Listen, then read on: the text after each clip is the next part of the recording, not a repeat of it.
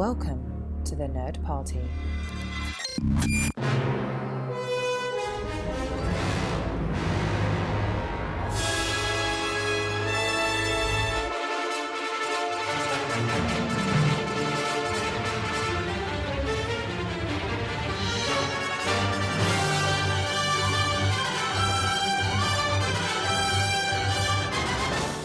Hello and welcome to Aggressive Negotiations, the podcast on the Nerd Party Network that is focused on the ins and outs of the Star Wars galaxy in a way that quite no other podcast is.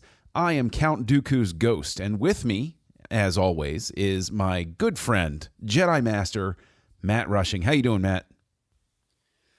Oh, goodness, John. I'm doing well. No. I I'm feel Count Dooku's ghost. Remember? Excuse me. I am so sorry, Count Dooku's ghost. I apologize. Wait, how can you be a Force Do ghost not of question Count the ways of Dooku? Count Dooku. I have reached Okay, back my from bad. beyond the grave to be on this show.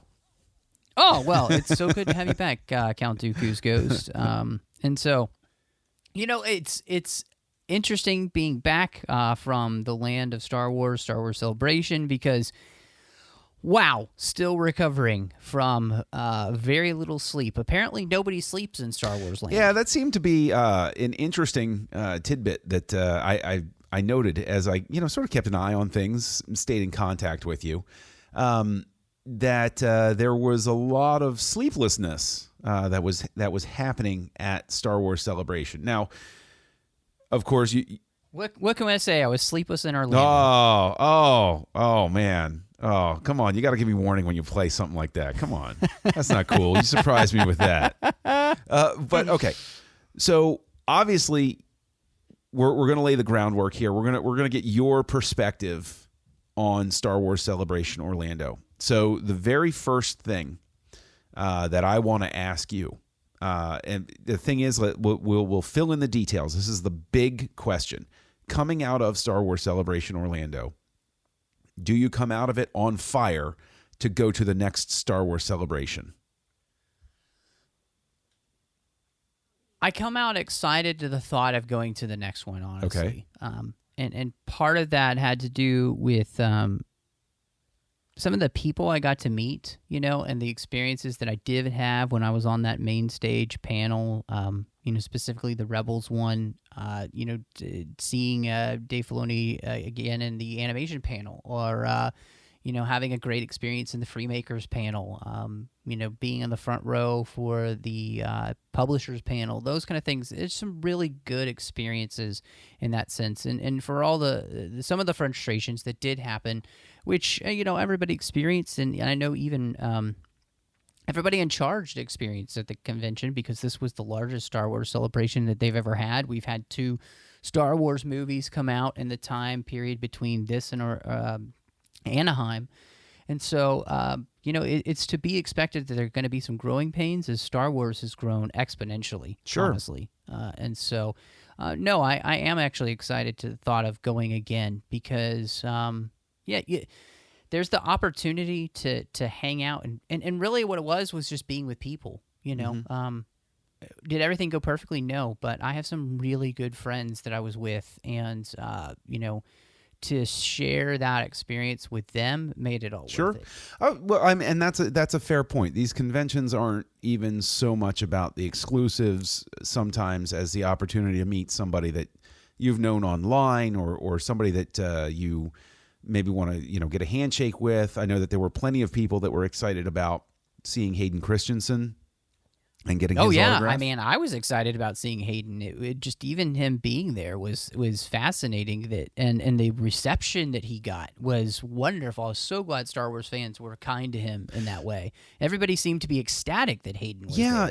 And that is that's definitely an interesting sort of thing. Is you almost wonder. What was fascinating about that to me, from my perspective, was when he came out on stage and there were the cheers and everything. I remember in Celebration 3, a warm and somewhat receptive reception for Jake Lloyd when I saw him, but it wasn't as uproarious as the one for Hayden Christensen. So I do agree that I think that there is definitely an undercurrent at the very least that people realize that the guy had a rough go of it, at the hands of the fans at first, and realizing that, he's a human being, probably really, really, helps as it is. Well, with Hayden, it is very interesting. My friends Michael and Christy got their picture taken with him and his autograph, and they said that he is so timid in real life. Like he's not that Hollywood person, and so you put that with the criticism that he got. No wonder he didn't want to be a part of Star Wars. And I love the way in which the people at Lucasfilm have been able to get him back involved. And, honestly, what I'm hoping that this means that he's going to be in The Last Jedi as a Force Ghost. I would love to see something like that happen. That would be a pretty fantastic thing. But aside from that, I'm very curious from your perspective, because I've heard from others, a little more illumination about the downside sort of stuff. What is it that happened aside from seeing the panel, aside from, an autograph opportunity or something like that? What is it that balanced out the line waiting experience? Like, what was there something where, sure, you had to wait a long time for panel A, but the content in panels B, C, and D were so rich that you considered it? Would you consider it a fair trade-off, or was there still sort of a feeling of, I really wish I had just focused on going to the B, C, and D tracks instead of trying to go to A? Right. I'm going to kick myself eternally for waiting in line for the Last Jedi panel, and Rian Johnson came into the room. Yes. And by that point of the evening, I was in and out of sleep and didn't expect him to stay around for very long. And he had a big crowd around him. So I kind of, I was like, yeah, Rian Johnson's here. That's awesome. And I kind of went back to sleep. And I wake up about 4 something in the morning there. And turns out that Rian Johnson had been there for about 4 hours. Yes, I saw those reports. That was very interesting. So missed my opportunity, really, because he kind of found an area where people could kind of queue up and be able to talk to him. And he spent as much time as he could with fans. And to me, even just knowing that happened was fantastic. So that was one thing that happened that kind of made that worth it. But the other thing was this. And it was a panel that didn't I don't think it got streamed because they had some issues with the auditorium, and the panel was even late because of what they were trying to fix. But it was the Making of Rogue One panel, and was John Knoll, Doug Chain, Matt Wood, and forgive me, and it's in the blog post I wrote that day, but forgive me for not remembering his name. And they all sat around talking about the Making of Rogue One, and talking about what they did effects-wise and everything like that. And it was just utterly fascinating. Basically, it's all the things that didn't necessarily see on the Blu-ray they were kind of going into, which is really fun. And then at the very end of the panel, they had some bloopers from the special effects and other things. And just downright. Now, you mean like rendering problems, like I remember on the Shrek DVD, they had the exploding donkey stuff, and they showed those clips. Absolutely, yes. They had some moments where Tarkin's head kind of all of a sudden starts to go out like a snake, and then kind of shrinks back into his body and down into his chest, kind of thing. So stuff like that happened, and they actually had some of the live action bloopers as well. With the mocap and everything, and so it just fantastic stuff. That was the kind of panel that is really fun to see. It wasn't really necessarily a smaller panel, but I was able to make it into the stage it was on and everything. It was the animation panel with Dave Filoni and Pablo Hidalgo, and they've done this previously, basically, where they're talking about all of these different aspects of the animation from the Clone Wars still and now in Rebels, and the absolute coolest thing is that they showed a short story reel from the Clone Wars. Really? with one of the arcs that was going to happen. And they didn't show the whole, episode or anything. They showed a scene between Boba and Cad Bane, who had an Old West showdown. Oh, come on. And, come on. Now, see, that's the sort of thing where I hear that, and I'm like, I really wish I could have made it. Because seriously, those are the type of little gems that come out where it's like, oh, this would have been so amazing to see, because Lord knows when we're going to see that make it out onto an extra somewhere or something like that. Well, and the best part about it was you've got them staring each other down. You could actually see how this impacted the Obi-Wan Darth Maul showdown, Really? where it was kind of that, like, there's the point, where in a stare down, with the gunfight, where they are both staring at each other, they're kind of seeing everything play out in their head, and then it's the moment, right. And they both shoot each other at the same time. Oh, wow. And it pans over to Boba's helmet, and there's a spot on the helmet that's smoking. There you go. That's it. Yes. So they answered the question of where his dent got the came dent from. Exactly. That's and cool. it was just like, yeah, you kind of came out of the panel, but just as a super Star Wars geek, you're like, yes, that was the best thing ever. That is very, very cool. Now, were there any panels, because I want to do as balanced an examination of this as possible? Were there any panels or content that was delivered where you sat through the panel and it's no reflection on the people, but the content was sort of, by the end of the panel, you're like, I could have been somewhere else, or I could have gone to get lunch, sort of thing. Were there any experiences like that? For the most part, there really wasn't anything where I just felt completely like, oh man, that was a waste of time. I really didn't feel like that. I always was able to get a few things out of it. Like, even though the Del Rey panel with the authors wasn't about announcements, the tidbit we got from that, which was really cool, was it's kind of slipped out that Delilah Dawson's Phasma book is a prequel about Phasma and where she comes from. So it's going to take place between Jedi and Force Awakens. Yes. Excellent. So, we don't, so it's very cool that we're kind of going to be getting more of her and get to know that character a little bit more. And then, they're going to be doing a comic series with her about how she escapes the Starkiller base That's going to be a very interesting and critical piece to read. Yes, it hopefully it happens quick for her. I certainly hope that there's at least passing reference in The Last Jedi, maybe, even if it's just a line. Even if they make a joke of it where it's like, Phasma, what are you doing here? I got out. Like that, just something like that. I'm not trying to. She still has a little bit of Dianoga around her ankle or something. She has a Dianoga eye as a necklace, wearing it around her neck. That would be kind of, because that is sort of fascinating too, because Phasma, I remember Phasma is a character that got really built up, and Abrams pointed a lot of attention toward the character.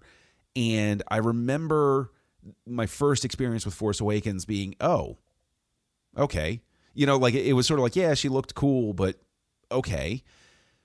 But the thing is, especially with all of this extra material that they're going to be releasing about her, what I find very interesting is she winds up becoming like a Bail Organa or Mace Windu character, where if you just had Mace Windu in episode 1, you're like, oh, well, okay, Sam Jackson, thanks for being there. But then you get to episode 2 and you're like, oh, okay, thanks for being there, Sam Jackson. That sort of thing. Right. So that's very cool. Now, you had mentioned the animation panel, so I want to go back to that for a second. You watched the first episode of the last season of Star Wars Rebels, yes? I did. That was in the Star Wars Rebels Season 4 panel, and that was the special moment that they like to do in these panels, where they give you the opportunity to see something that nobody else is going to see for legitimately months. Right. Yes, that happened, and all I can say is So hold on. So to your they butts. ask you, they swear you to secrecy. They said, don't tell anybody, or you're just exercising discretion because you think. Yeah. Yeah. They don't even really ask that. They obviously ask you not to record anything or take any pictures. But that's the thing that's so. killing me is, did you spy anybody out of the corner of your eye breaking that agreement? I absolutely did. That's disappointing. It was actually, they were kind of like in a few rows in front of us, and luckily some people in front of us were like, "Put your camera away." Good. So, and they did. So, but no, for the most part, I didn't see anybody else doing that, and this was the thing about that panel that I really liked is. In the end, I think, most people go a little bit sad maybe that Rebels is ending. But, to hear Dave talk about it, he clearly has an idea of where these characters should be. Right. And, the fact that they're not trying to draw out a story longer than they feel is necessary, Right. I think is really commendable for Dave Filoni and Lucasfilm. Mm-hmm. And so, that he feels like it's best to end it here is fantastic to me. And of course, as he made a joke of, I've been on the other side where I didn't get to finish a series the way I wanted to, and this way I get to do what I want with this series. And that is, I think that's a very important point to point out, what have you, is that this is like when they give the creator of a show, they tell you this is your last season. The planning is much different than, pulling the rug out from underneath you. And the thing is, I'm going to go outside of the geek universe and point instead to an older show, Married with Children, where the show had been on for 11 or 12 years, something like that. And literally before the season was even over, they just said, you're ending at the end of the season. And they said, so we're getting, this is our last season coming up. And they said, no, we're just ending it. And they literally just pulled the plug and aired the last two episodes they had filmed, and they were done. And it's one of those things where fans of the show for years were like, why didn't you at least give us something to go out on?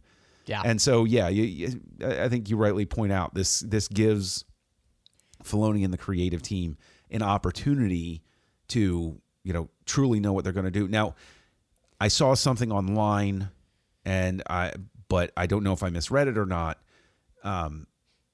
Can you confirm that they said that neither Scarif nor Jedha will appear in Rebels? They did say that, we won't be going to the Battle of Scarif. Dave said, look, I wanted their last battle to be a battle that you didn't already know the end to. In a lot of ways, wanted it to be our own. As if they're going to Jedha, Saw is going to be back on the show. So, whether or not they show it or he ends up there, I don't remember him saying anything about that. But really the best part of the season is going to be that Dave's pretty much confirmed this is going to be very serialized. Cool. And they're not going to be wasting any time because they only have 15 episodes this next season. It. And so, they really want to get to it. And, I don't know what's cooler than having Warwick Davis play Rook. I thought the only Rook reference we were going to get was the Easter egg in Rebel Season 3 where it was absolutely. the shutdown code word. To have that character be brought back as well, I won't lie, is a thrilling moment for a longtime fan. Yes, and I mean, they got a huge ovation when they announced that, especially the fact that Warwick is actually going to be voicing him. So that was very cool to have happen at the panel. That's very. Did they confirm whether Forrest Whitaker is going to be doing the voice of Saw? Yes. He is. Yes, he will be back. It's as far as I know, it's Forrest Whitaker back, and Forrest is actually a huge Star Wars fan. Sure. So I don't think he has any problem doing that for them. And I don't know how many episodes he'll be in, but that's fantastic. If you've seen the trailer for the season 4, you know that everybody's probably my favorite Mandalorian is back, Bo-Katan. Yeah. Mon Mothma is going to be back. There's so much happening, and makes it so interesting is we know that Hera survives. Okay, it came out during Celebration because of the Forces of Destiny that's coming out. That Hera actually survives till Endor with Chopper. Like Wow. Hera will be in Star Wars. Hera will be in Star Wars for a very long time. So when they do that trailer and it's Hera telling you about the story of these characters, basically everybody's on the chopping block except for Hera and Chopper. Which is ironic because you'd think Chopper would be on the chopping block. I'll show myself the door. So I think it creates a real sense of urgency for the show, and everybody's going to be kind of on the edge of their seat all season, wondering what's Well, going to happen. it sort of plays into one observation, is something I was actually thinking about a lot, was I suddenly realized why I've kind of, in a sense, fallen in love with the Kanan character, is I finally figured out who he reminds me of from previous expanded universe stuff. And I can't believe it took me this long. I would be so interested to have been there to ask the question, is Kanan in his current formation in any way inspired by General Coda from The Force Unleashed? Yeah. Because there's very that's much a General Coda sort of flavor to him, after he has been blinded and everything. Like there's very much a sense of that. But what's interesting to me while we're having this conversation is you've really come alive while talking about the animation panel, and not as much about the two big panels that everybody's been talking about. Well, and no, I do have to say, look, the 40th anniversary panel was incredible. Even though I was in the overflow room, I'm sitting there with all of my friends, right? And it's an incredible panel still. To have George Lucas come was just fantastic. The rumors have been flying around that George would be there, that Harrison would be there. And the fact that all of those rumors came true was just phenomenal. And to be in a room of, the most avid Star Wars fans there are, and to know that there were two other rooms full of the most avid Star Wars fans, to have those people walk out on the stage and to be there was an incredible experience. And honestly, I didn't expect it to happen, but when they did the Carrie Memoriam video, I definitely got really teary. Sure.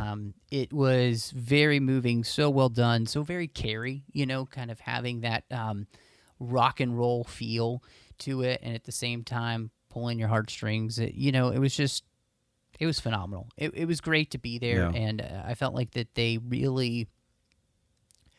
Look, the fact that they celebrated Star Wars 40th anniversary by making sure that we all knew that the only reason this exists is because of George Lucas, I think was doing it right. Oh, I agree. And but the one funny note was another host here on the network, Mike Schindler, was there, and he relayed all of the rumors that he had heard about the big 40th anniversary panel that went everywhere from, said, oh, somebody said Lucas might be here, and somebody, like, he's sending this to me via text and everything, and he said, and one thing was that it might be the untouched original trilogy would be released, and my first response to him was, if Lucas walks out on that stage, there's no untouched original trilogy that's going to be announced, because that just ain't happening. And it was so it was funny because I sort of prodded him where, like Lucas walked out on stage and I was like, oh, no OT untouched then, which is not a complaint from me. Absolutely. As we've laid down on this show and many other sources, both Matt and I are adherents to the Blu-ray versions. So, Well, and no, I absolutely agree. I didn't, especially when Lucas came out, I didn't expect anything like that. And I honestly, when Lucas came out, I didn't expect there to be any announcements in that panel for anything upcoming. That This was really just going to be about celebrating Star Wars in 40 years and all of that. And I'm glad that they did it that way. God, the Last Jedi panel, I came out so jazzed from that because, for me, unlike The Force Awakens, this trailer, it hit me in all the right places, and let me explain that for because I think everybody's like, what? I just don't understand. What are you talking about? Force Awakens trailer was wonderful. Remember when the prequel trailers came out? Sure, of course. And you legitimately each time had a kind of a WTF moment, like, what the is this? Like, because there were just so many things that didn't necessarily at the moment, the first time you saw them, like, oh, how does that fit into Star Wars, right? Okay, sure. You see what I'm saying? Like, there was just so much that was surprising and new. It wasn't. I remember. Not a lot of it. I just remember with the prequel trailers being always very excited because there was always something in it that had the element of something I didn't expect to see. Right. Exactly. And yeah, look, even though this trailer is pretty much a shot-for-shot remake of the Force Awakens trailer in the sense of what happens in that trailer, you know, and the tone of the trailer. Like, there's a side-by-side comparison video, and it's almost exactly the same. That was given a little bit of editing help online by a fan. Yes, I'm sure. Yeah, I mean, the point stands that there, you know, these trailers all sort of. I mean, even I guess you could say Rogue One sort of fell into that as well, where the way that they build and reveal the bigger shots follows a similar pattern. Sure. Right. But the thing about this that really struck me was that feeling of there's so much happening here that I can't wait to see how it fits into Star Wars. Mm-hmm. You know, whether it's the Crate planet where with the red dust and these brand new speeders, brand new starships we're seeing, this whole idea of really exploring the Force in a new way with Rey and Luke and, you know, all of that kind of stuff. Well, it just left me excited. But see, this is what I want to ask about as the audience. I know that you were excited by the trailer. I know that I like the trailer.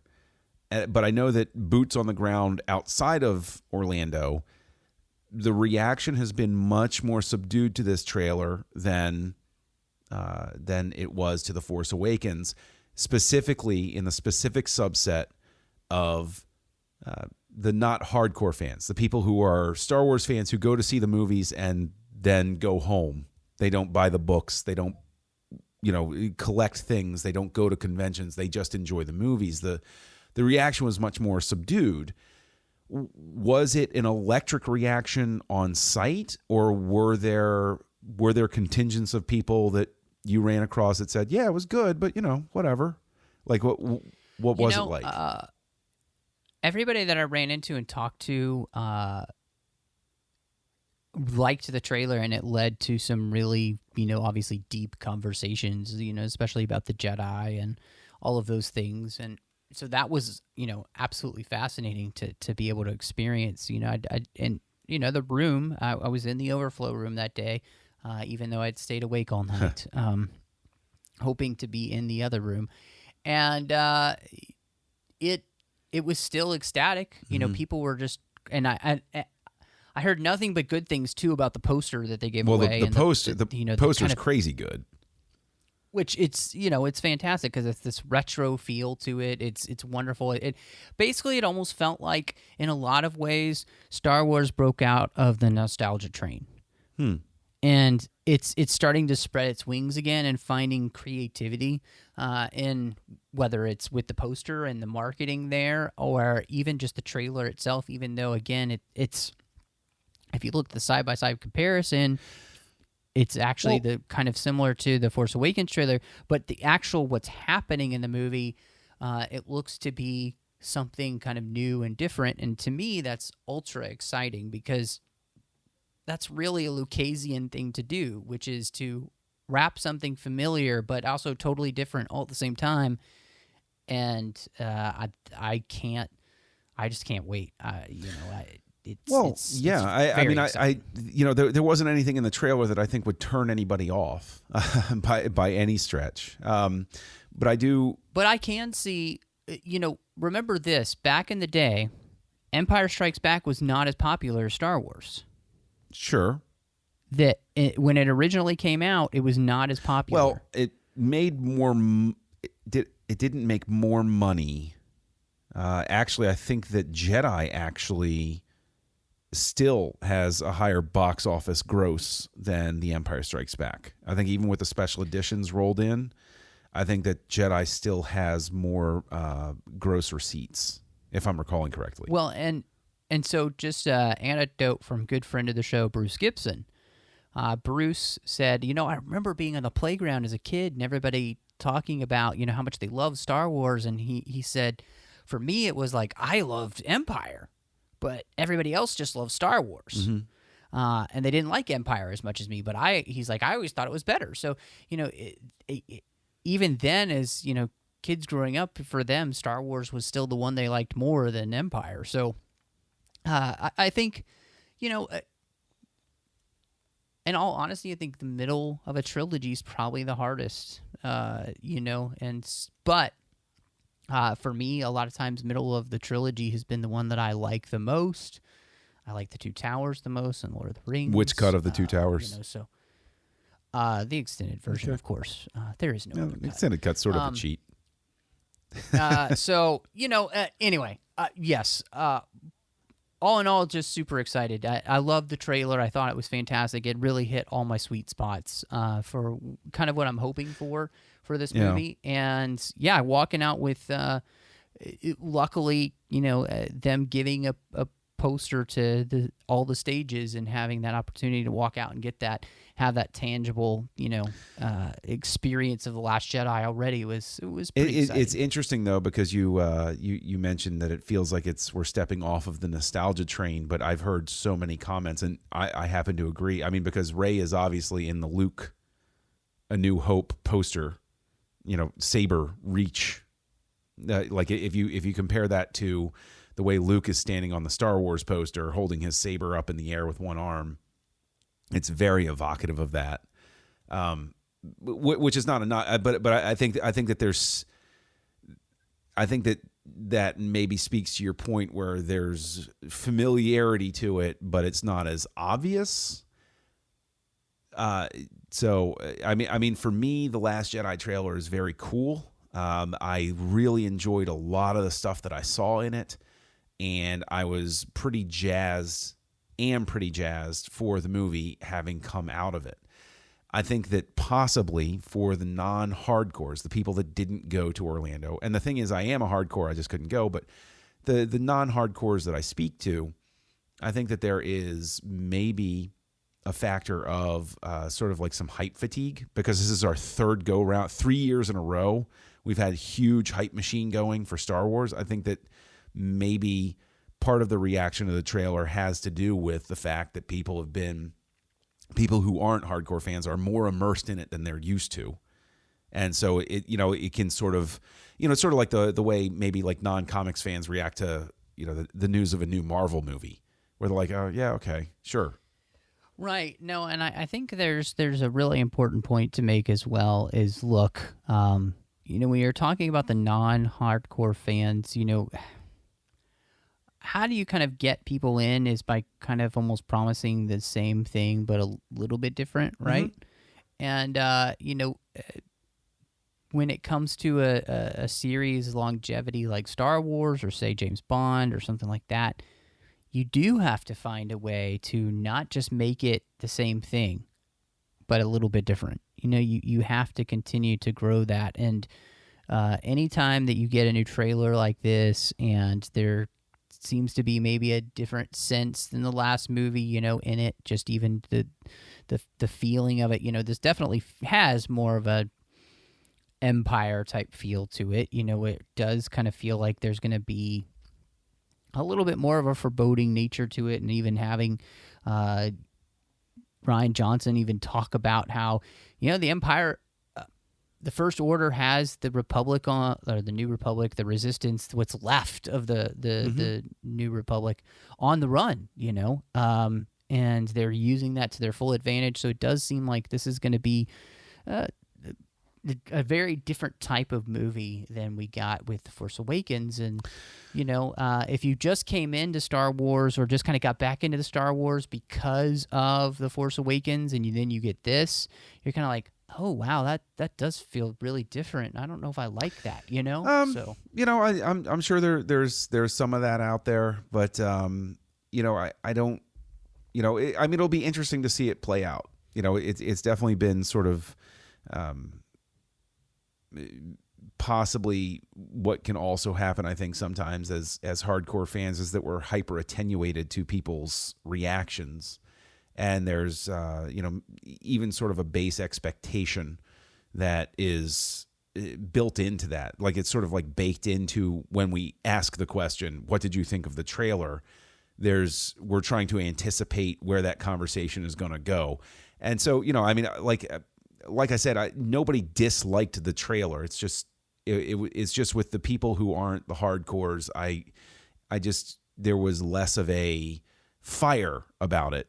But the thing is, there was also a little bit less of a fire about Rogue One, but we all sort of chalked that up to was, well, this is an anthology movie. They don't know what to expect with this, and et cetera, et cetera. I mean, I think it's a good perspective check for the hardcore fan to be like, Star Wars isn't quite as important to other groups of people as it might be to us. But speaking of expectations, one of the things I did want to ask about was, you had mentioned the publishing panel. What books jumped out at you? I mean, you mentioned that there's going to be the Phasma book by Delilah Dawson, which very much looking forward to. She wrote, I forget the title of it. The Perfect Weapon. Yeah, The Perfect Weapon, which was great. We both raved about that. It was a fantastic book. Short book, but absolutely fantastic. Very, very tantalizing with a lot of stuff that was really interesting. Now, she's writing that Phasma book. What other things do we have to look forward to? Yeah, so we're going to be getting Journey to the Last Jedi, and the Phasma book is going to be part of that, as well as the Captain Phasma 5-issue comic series. There's going to be a book called Legends of Luke Skywalker by Ken Liu. Interesting. What is that one going to be focused on? I don't. That's the thing, is they didn't give a ton of information on that one yet. Because the cover does show Luke in a lot of different areas of his life, from younger all the way to Force Awakens look. So I don't know exactly how much that's going to cover and what it's going to cover. It may be, and it seemed like it might be, a collection of stories in different eras of Luke's life. Well, working with the title, it seems to me that it's going to be stories that are not necessarily true. That I'm trying to remember the name of the book. I can't, but I really enjoyed it, where it was the premise of a Star Wars book, and the cover of it was Luke was in his flight suit with his green saber, and there was a big explosion behind him, and the whole point of the book was somebody was reporting, quote unquote, what had happened to Luke on this adventure, and sort of the bookend moments where Luke saying that's not really exactly what happened, but because of who I am, it's garnered a life of its own.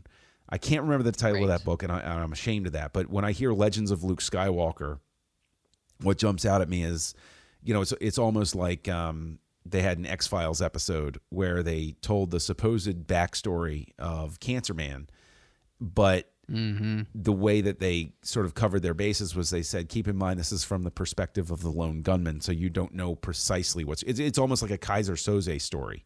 What part of it is true and what part of it is invented, sort of over time. So that's very intriguing. Yeah, no, I mean, I'm excited about that book. I think it's going to be really cool. I think the announcement that really kind of drew a lot of people crazy in such a good way was Leia, Princess of Alderaan by Claudia Gray. I'll pre-order that today. I know. It's I mean, it's like, here, take my money. So, but that's interesting too, because Claudia Gray did Bloodline. Is she turning into sort of like the Leia author? Is she going to be, the one that they turn to for that? She seems like just the go-to for them in that sense, which is fantastic. No, not a complaint by any stretch. Yeah. No, not at all. And I think what they've realized, what they have in Claudia Gray, is something that's really special, and people have responded to her books. And so the fact that we're going to be getting a story about Leia as she is Princess of Alderaan in her younger days, I think is just brilliant. It's an exciting prospect to get to read that, and how that might even connect, who knows, to her appearance in Rebels, maybe stuff like that. They announced this, and I couldn't be more excited. They have a new the new Join the Resistance book is going to be coming out, Escape from Vordran, and I have to say, if you haven't read Join the Resistance, it's a young reader, more of a young reader book. Think of it as like Diary of a Wimpy Kid style. For well, Star Wars, they sort of dip their toe into that in a comedic way with those Jedi Academy books. My daughters have read those and they enjoy them. Yeah, and this is I read it on the plane on the way there, and it had me chuckling. I really enjoyed it, so I'm excited to read the second one. And then the Forces of Destiny series is going to be these animated shorts that they're doing on the female characters of Star Wars. It reminds me a little bit of the DC superheroes that they've been doing with the female superheroes. Oh, okay. Yeah, sure.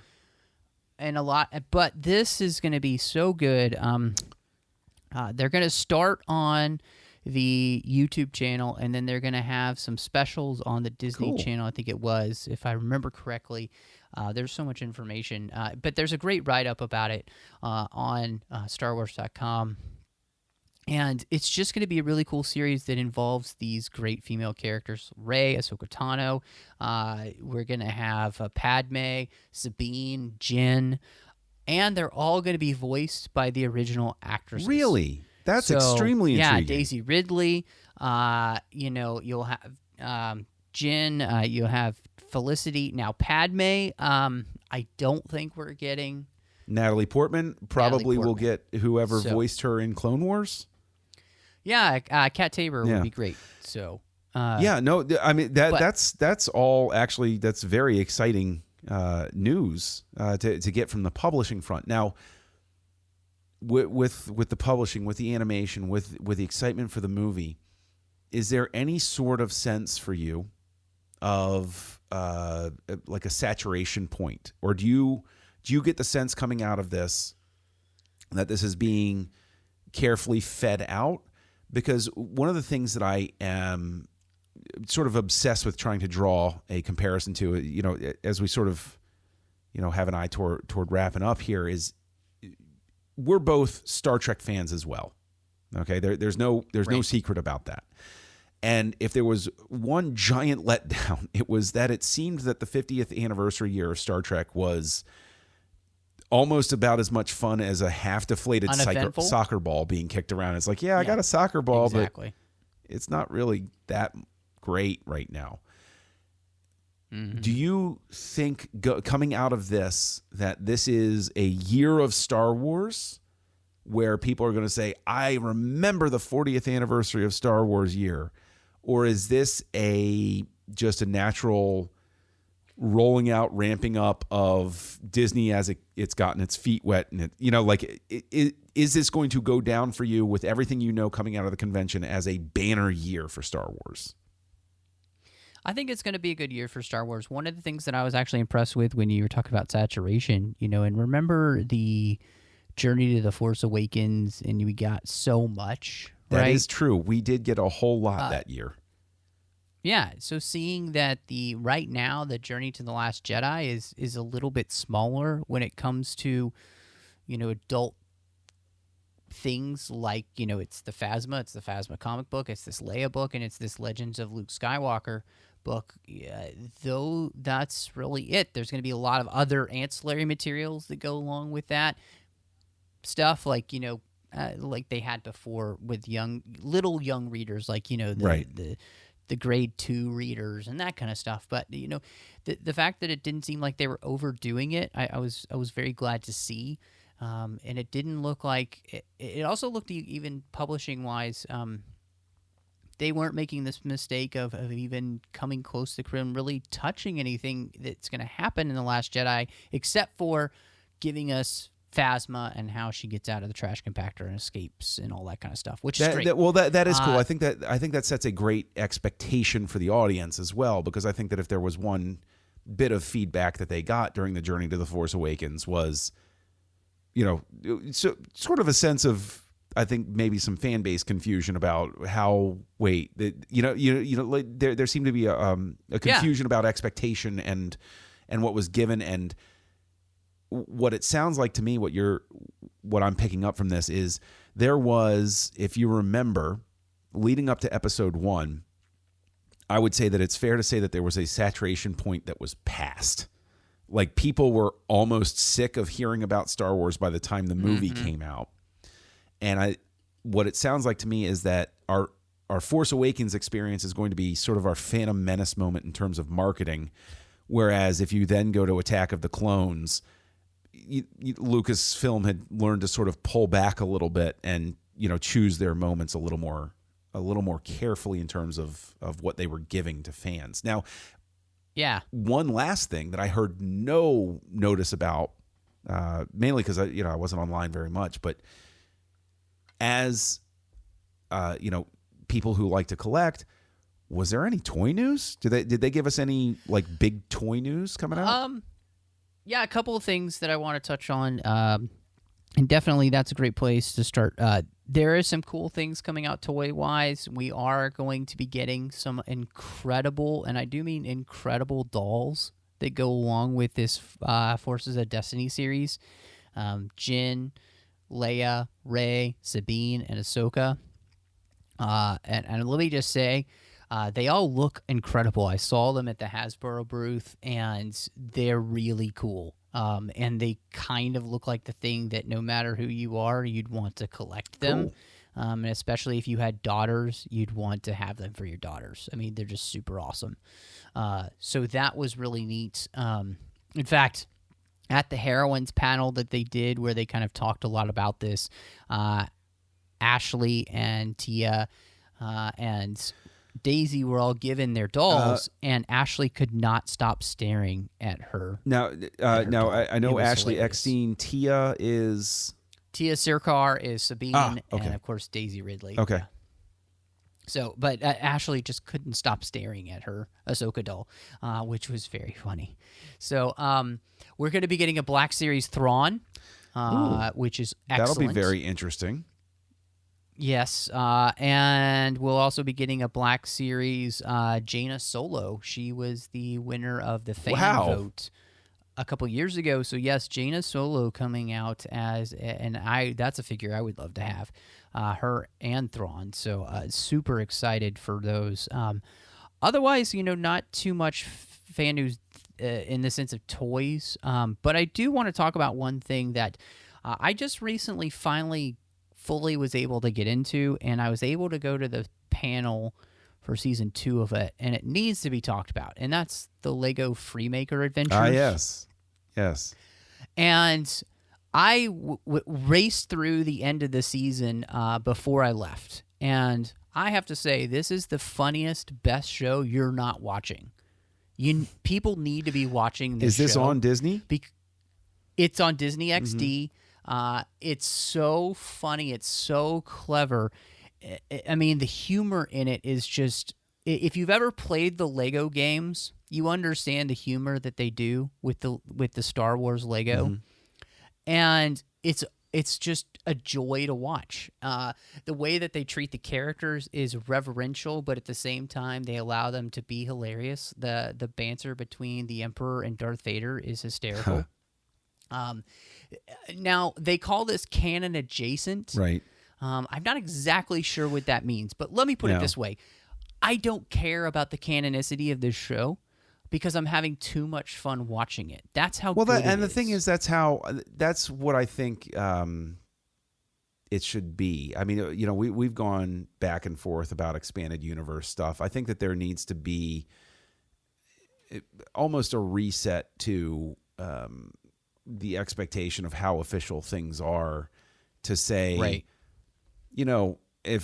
If we do so, like, I think that that a very clear statement would help a lot of fans adjust their thinking. If they were to, come out and say, listen, if we do something, it's canon. But then if Colin Trevorrow, when he's writing the script for episode 9, says, no, that's not going to work. I need it to be this way. So you have to be willing to throw it out, which is essentially how it was in the past when Lucas was making the prequels. Was, I read these books about, and it's like, well, too bad the filmmaker decided to do this, and so we're going to adjust course. Like that's what I think. Right. Freemaker probably sits in that sort of thing. I'm glad that it's very clear that they're, and actually with the humor that you're describing, it seems almost like they're finding the niche that was supposed to be filled by that comedy show that was going to be done. Detours, yeah. No, I think you're absolutely right. And what was so fun about this is the show is just effervescent. And, getting to be in that panel, listening to the creators talk about the show and how much work they put into the show is incredible. So picture this.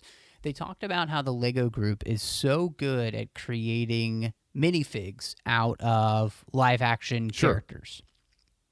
So Doug Chang designed all of the new characters as if they were live action. Oh, cool. To give the Lego group something to go off of to create the minifig figures for the Now, see, show. that's great. That, I think, is a phenomenal thing to know and to find out. Sure. Well, and they did the same thing. He also designed the new killer droid that the Emperor builds called MOC, which, of course, in Lego speak is my own creation. That's going to be looking for Rowan Freemaker, which is great, and great new droid design. And then master designer Ryan Church from the prequels. Oh, wow. Created the brand new ship, the Arrowhead, that's actually powered by a Kyber crystal. So is there any chance then, since they did that design, that we could see like a Black Series figure or some realistic interpretation of those things? Oh man, that would be so cool. No, I think you're absolutely right. They've done that with the animation characters. I've got Sabine and Kanan on my shelf over there. Hera's coming out soon in Black Series, so I think that would be really cool to have that one day. Honestly, it's gonna. Anything for that to happen would have to have this show rise in popularity. And really, if you do everyone a favor, including yourself, just watch this show. It's on Blu-ray now, too. You can pick it up, or it's totally worth it. It's so funny. It's so fun. It's something you can enjoy watching with your kids and just laugh. Oh, that's excellent. No, I think that's and I don't great. even have kids, so but if I did, I'd totally be showing them this show. And it's not even like a Rebels or a Clone Wars where if you have younger kids, there are those episodes where you wouldn't want them to watch. Freemakers is made for the entire family in mind. So that was the one panel that I was super excited to get to go to. Yeah. Because I had just really gotten into this show, and basically the wonderful info dump that they gave us on everything that they've been doing with the show, it was just phenomenal. So I just really wanted to highlight that because I want people to watch this show. Well, you have actually convinced me. I will go out and check it out. Now, we know that you've come out on fire about Star Wars. You've had a great time at Star Wars Celebration Orlando. I'm sure that there are people listening who went there that either met you or lost your contact information, through TSA or something like that. Where can people find you online? Well, hopefully TSA didn't pat you down too bad. But you can find me on Twitter at MattRushing02. I'm on Instagram at MRushing. Of course, doing everything here with the Nerd Party. You can check out the daily blogs that I wrote about Star Wars Celebration. I tried to go into as much detail as I could about the major panels that I was in, and really give you a kind of a blow-by-blow of what I learned, specifically, say, about Rebels, what's going to happen there, what we learned about the Freemaker adventures. I gave you some fun insight on that Rogue One panel, things like that. So go check those out on our blog.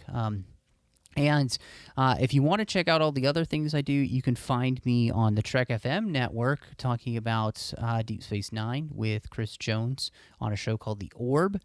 And then I do the General Geek Show over there, which covers everything we can under the sun, under fandom, including Star Wars. So we do as much as we can, and there's tons of Star Wars shows. And in fact, if you like the 602 Club, which is our General Geek Show, but you want just Star Wars specific shows, you can find Star Wars as 602 Club collection on iTunes as well. So all of those places are places you can find me. And a huge thank you, to Lucasfilm and Repop for allowing me to go with the Media Pass.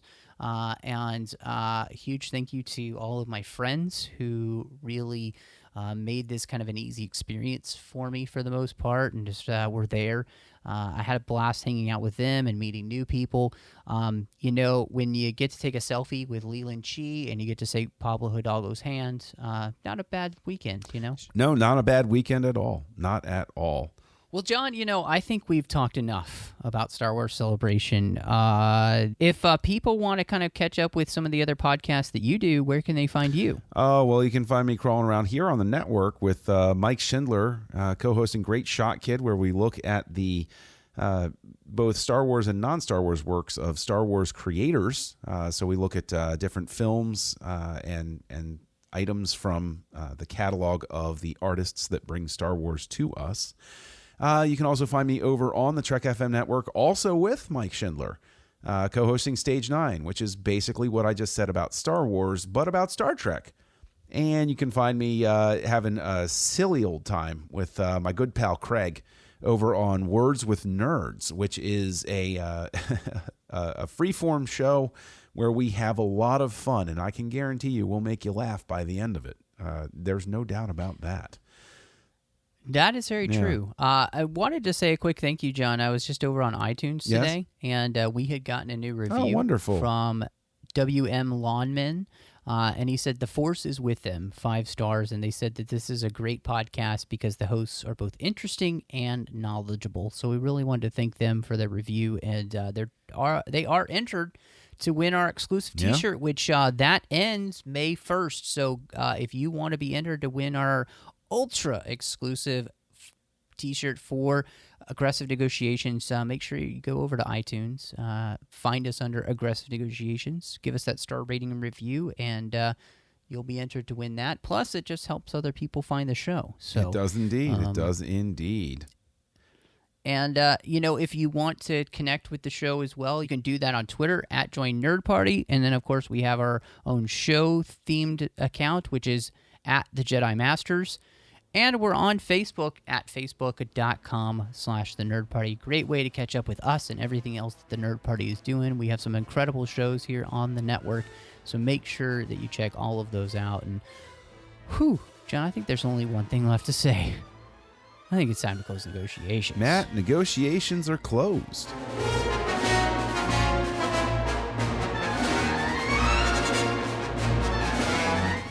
Join the revolution.